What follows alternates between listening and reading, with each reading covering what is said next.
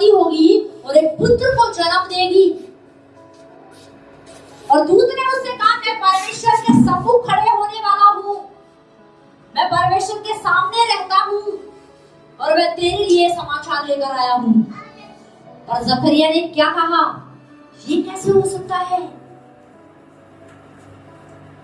ये कैसे हो सकता है? उसने विश्वास नहीं किया। उसने कहा, क्या चिन्ह है, इस बात का कोई चिन्ह है क्या, कोई प्रमाण है क्या?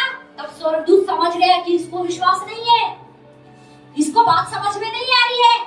मैंने इसको क्या बोला कि मैं परमेश्वर के सम्मुख रहता हूँ, परमेश्वर ने मुझे तेरे पास भेजा है, पर तब भी इसको मेरी बात पर विश्वास नहीं है।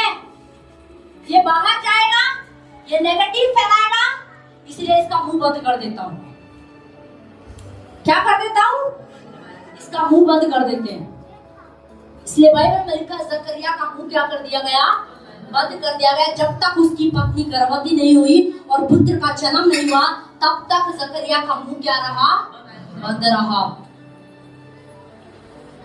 अगर आपके सामने भी ऐसी समस्या आती है ना, आपको लगता है मुझे बहुत गुस्सा आ रहा है और मैं गुस्से में कुछ गलत बोलने वाला हूँ, और बाइबल कहती है अपने मुंह को क्या कर ले, वश में कर ले, तो मैं आपको कहना चाहती हूँ वहां पर चुप हो जाइए, कुछ मत बोलिए।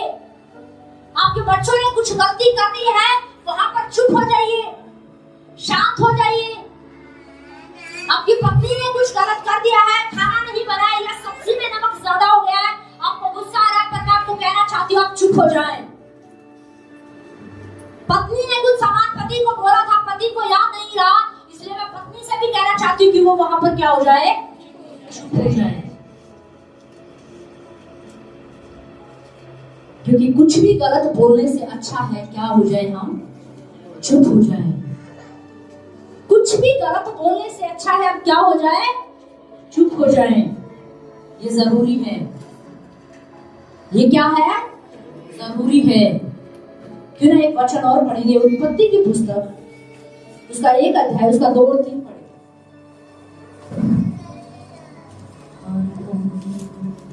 उत्पत्ति की पुस्तक, उसका 1 अध्याय, उसका 2 और 3 पढ़िए।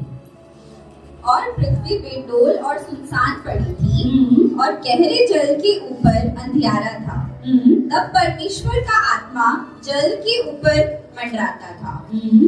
तब परमेश्वर ने कहा, उजियाला हो। बस अब ध्यान से सुनिए, देखिए परमेश्वर ने देखा कि पृथ्वी क्या है, बेडोल और सुनसान पड़ी है। क्या पड़ी है?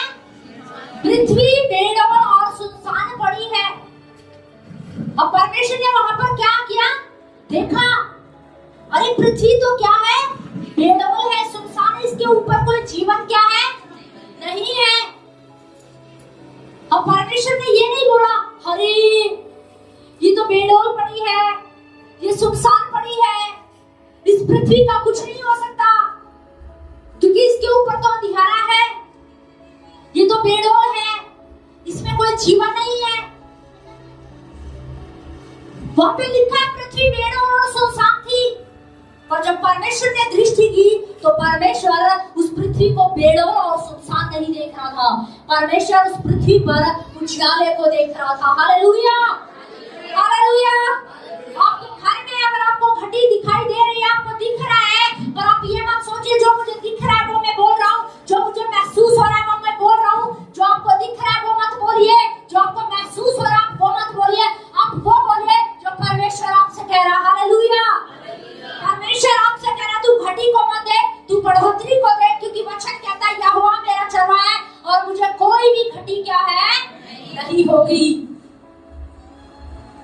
आपको अपने शरीर में क्या दिख रहा है, आप क्या महसूस कर रहे हैं? अरे मेरे पेट में दर्द है, ये दर्द घूम रहा है, पता नहीं मेरी बहन का, मेरी पड़ोसन का भी पेट में दर्द हुआ था, वो घूम रहा था, कहीं मुझे पथरी तो नहीं हो गई। नहीं, आप जो महसूस कर रहे हैं वो मत बोलिए, आप जो देख रहे हैं वो मत बोलिए, आप बोलिए यीशु के कोड़े खाने से मैं चंगा हो चुका हूँ। हालेलुया। जो आप महसूस करते हैं, जो आप देखते हैं, उसे मत बोलिए,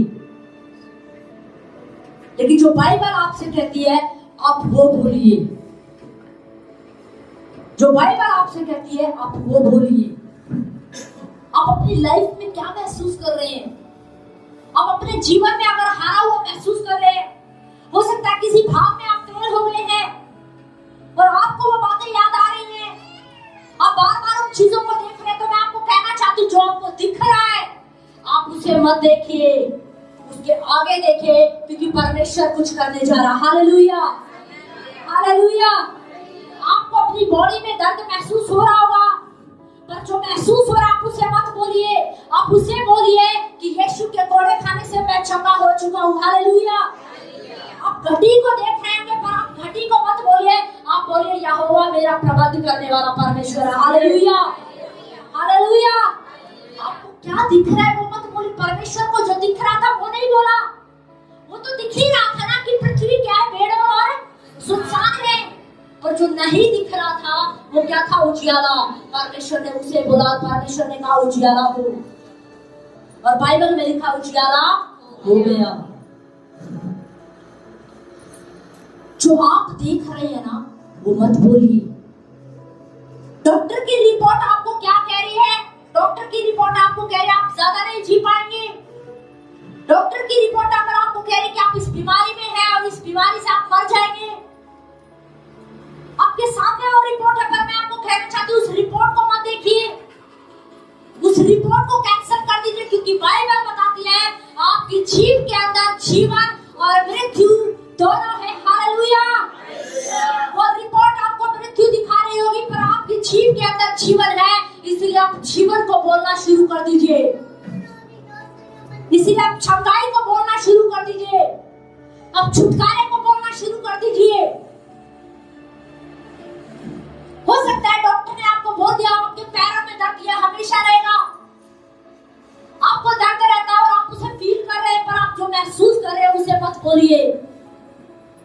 आप कहिए मेरे पैरों में दर्द खत्म हो रहा है, आप बोले मुझ में यीशु है, आप बोले मुझ में यीशु है, आप बोले मैं पवित्र आत्मा का मंदिर हूँ, मैं पवित्र आत्मा का मंदिर हूँ, इसलिए बीमारी का, दुर्बलता का, कमजोरी का मेरे शरीर में कोई काम नहीं है। Hallelujah, hallelujah.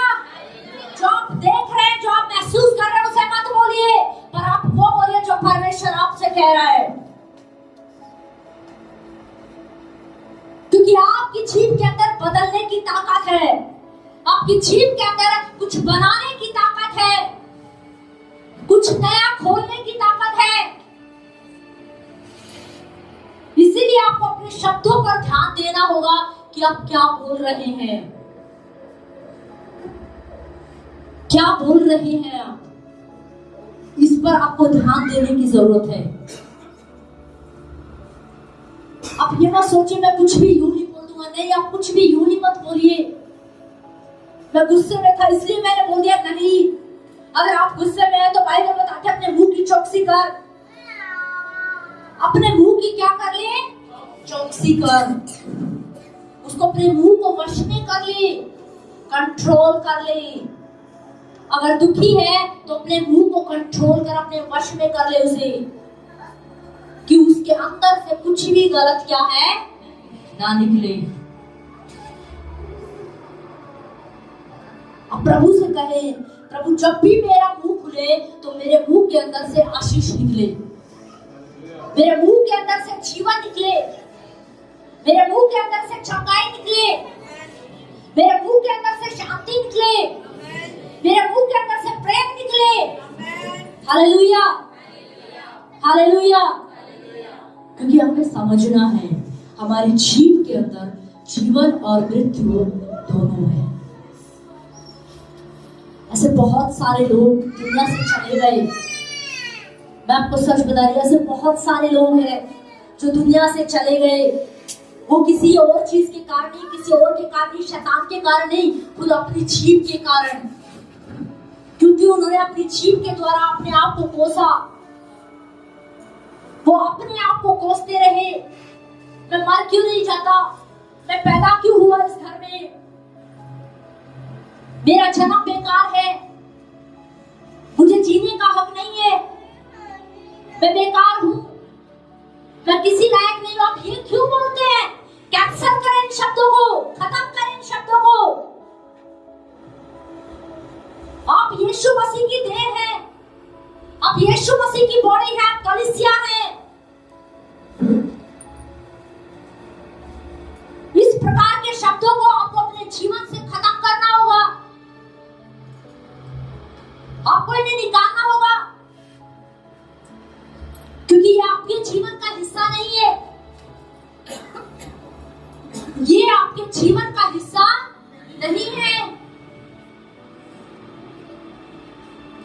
आपकी जीभ के द्वारा आपको पता नहीं है कि शैतान आपके जीवन में क्या गड़बड़ी कर रहा है।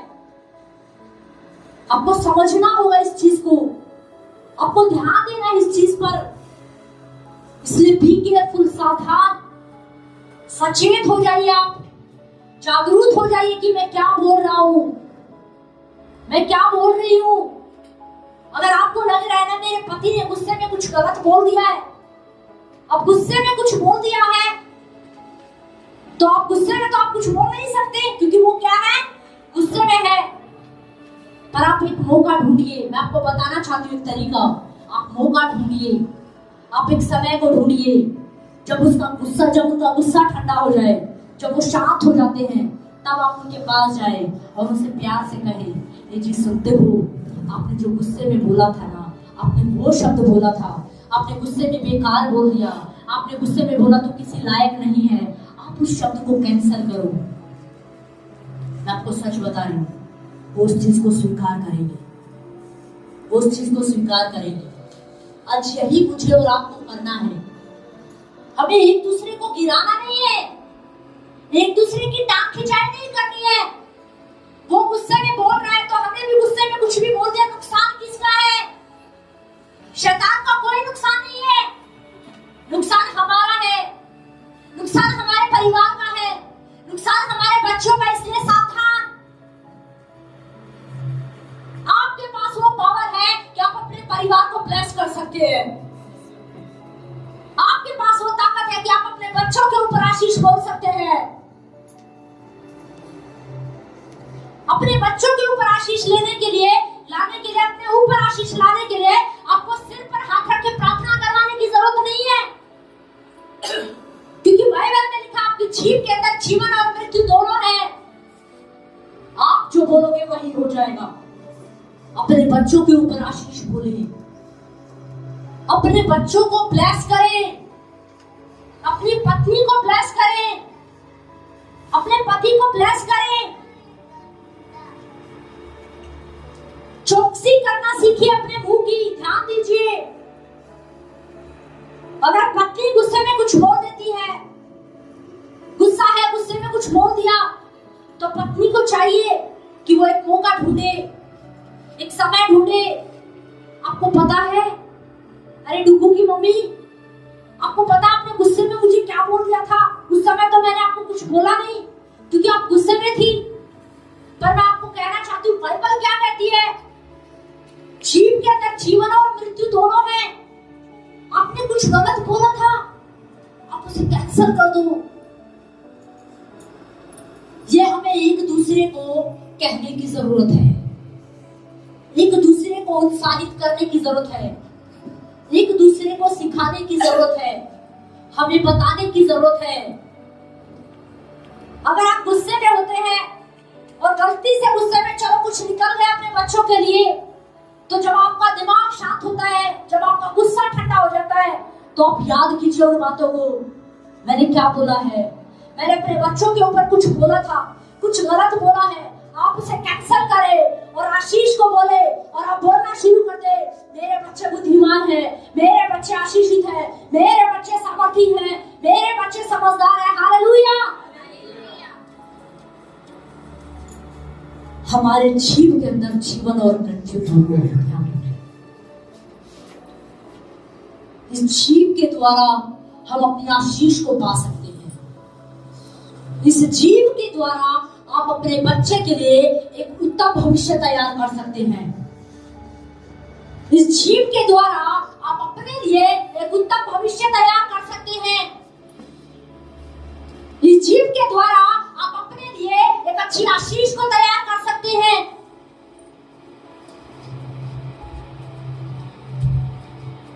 पर हमें इस जीव का उपयोग करना क्या है, आना चाहिए।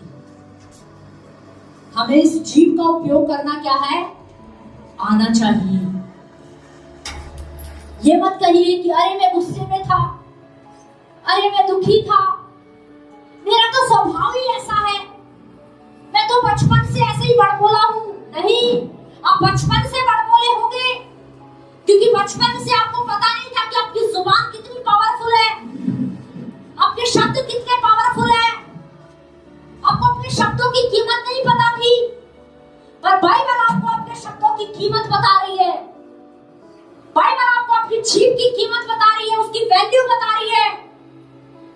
जीव के अंदर जीवन और मृत्यु दोनों है। ध्यान से सुनिए, मैं फिर कह रही हूं, आपकी जीव के अंदर, किसकी जीव के अंदर? बोलो, मेरी जीव के अंदर, मेरी जीव के अंदर जीवन और मृत्यु दोनों है, दोनों है। अब ये डिसाइड आपको करना है कि मुझे क्या इस्तेमाल करना है, मुझे क्या लेना है। इसमें जीवन भी छिपा हुआ है, इसमें मृत्यु भी छुपी है। अब आपको डिसाइड करना है, ये निर्णय आपका है कि आप उसके द्वारा क्या ले रहे हैं। इसलिए सावधान। बहुत बार कुछ बड़े लोग आकर के कहते हैं, हमारा तो जी बचपन का स्वभाव है, बस लड़कपन से ऐसे बोलते आ रहे हैं, बस जी स्वभाव है, क्या करें, आदत से मजबूर है। आप आदत से मजबूर नहीं है, आप अपने आदत को बदल दीजिए अगर आप अपनी आदत से मजबूर है तो, क्योंकि आपको अपनी आदत को बदलना होगा। अगर आप अपनी आदत को नहीं बदलेंगे, आपके बोलने गए शब्द आपके बच्चे के लिए भविष्य में कुछ कर रहे हैं। इसलिए सावधान। आप क्या देख रहे हैं ना, वो मत बोलिए। अक्सर हम क्या बोलते हैं, हमारे आसपास में क्या हो रहा है, हमारे आसपास में क्या हो रहा है। अच्छा हो रहा है तो हम क्या करने लग जाते हैं, अच्छा बोलने लग जाते हैं। बुरा हो रहा होगा तो हम क्या बोलने लग जाते हैं, बुरा बोलने लगते हैं। हम बहुत खुश होते हैं तो हम अच्छी बातें बोलने लग जाते हैं, और जब हम दुखी होते हैं तो हम बुरी बातें बोलने लगते हैं। जब हम शांत होते हैं तो अच्छी बातें बोलते हैं, और जब हम गुस्से में होते हैं तो कुछ भी गलत बोल देते हैं। आपके शब्द, ध्यान से सुनिए, आपके शब्द वातावरण पे डिपेंड नहीं करते, क्योंकि आप यीशु मसीह की देह है। ध्यान से सुनिए, आप यीशु मसीह की देह है, आप यीशु मसीह की बॉडी, आप एक कलीसिया है। आपके शब्द वातावरण पर निर्भर नहीं करते हैं, आपके शब्द हालात पर डिपेंड नहीं करते हैं, आपके शब्द आसपास में क्या चल रहा है उसके ऊपर निर्भर नहीं करते हैं। आपके शब्द आप क्या देख रहे हैं, क्या महसूस कर रहे हैं, उसके ऊपर डिपेंड नहीं करते हैं। आपके शब्द बाइबल पर डिपेंड करते हैं कि यीशु आपके बारे में क्या बोलता है। Hallelujah, hallelujah. जो आप देख रहे हैं, जो आप महसूस कर रहे हैं, जो आप सुन रहे हैं, वो मत बोलिए, पर यीशु जो कह रहा है आप वो बोलिए। अगर आप बीमारी की बातें सुन रहे हैं तो आप चंगाई की बातें बोलना शुरू करें, क्योंकि बाइबल आपके बारे में चंगाई की बात करती है। हालेलुया। अगर आप घटी को देख रहे हैं, चारों तरफ आपको घटी घटी सुनाई दे रहा है, तो बाइबल का परमेश्वर भी आपसे कुछ कह रहा है, वो भी आपसे कुछ कह रहा है। यहोवा तेरा प्रबंध करने वाला है। घोषणा कर, तू बोल, यहोवा तेरा प्रबंध करने वाला परमेश्वर है।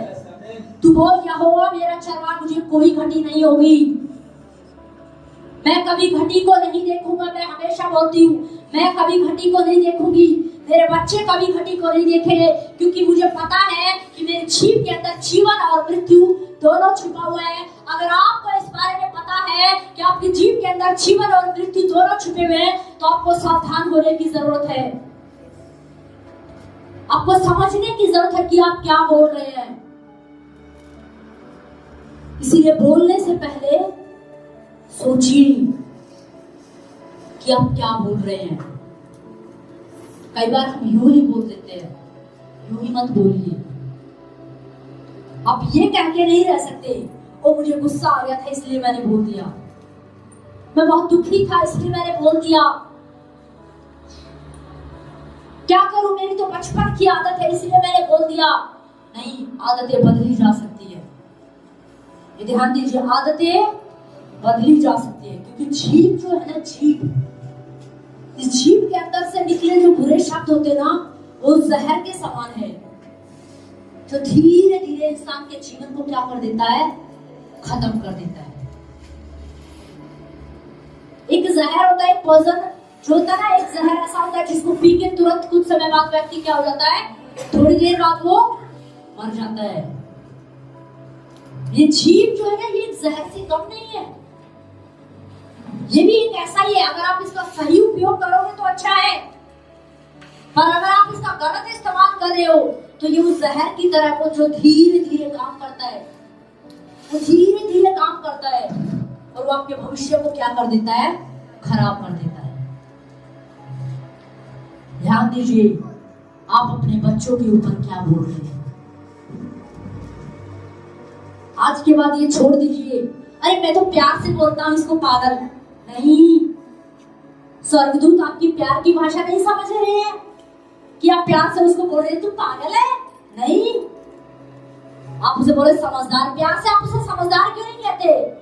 उसके सर पर हाथ रख कर उसे कहता तू बुद्धिमान बेटी है, तू समझदार बेटी है। जब मुझे कई बार गुस्सा आता है ना, तो मैं ग्लोरी के सिर पर हाथ रख कर कहती हूँ तू बुद्धिमान बेटी है, तू आशीषित बेटी है।